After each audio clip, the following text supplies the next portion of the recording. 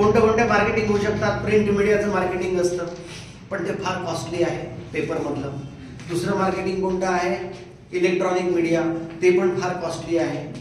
म्हणजे रेडिओ असेल, TV असेल, वेगवेगळे सिरियल चॅनल्स असतील, इट इज ऑल्सो कॉस्टली. मग आज मार्केटिंगसाठी सोपा मीडिया कोणता आहे, सोशल मीडिया मार्केटिंग.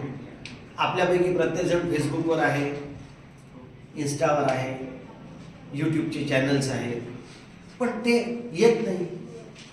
म्हणजे त्यावेळी कॉम्प्युटर शिकायला जशी सुरुवात होती तशी आता रील एखादा आपण बनवतो, पण आपल्याला त्यातले इनआउट्स पाहिजे तसे माहिती नाही.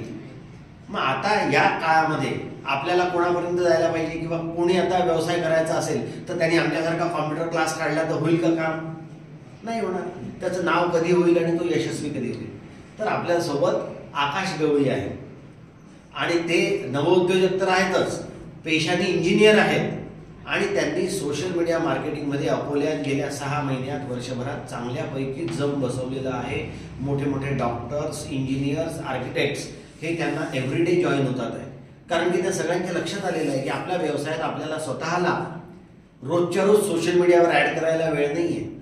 आपण कोणाला तरी काय केलं पाहिजे, आपली ऍक्टिव्हिटी आउटसोर्स केली पाहिजे, हायर केलं पाहिजे, आणि ते काम अतिशय चांगल्या पद्धतीने आकाश करतात. तर आज त्यांना मी बोलावलं होतं की आपल्या इथे एखादी सोशल मीडियाची बॅच किंवा डिजिटल मार्केटिंग चालू करता येईल का? कारण की येणारा काळ तोच आहे.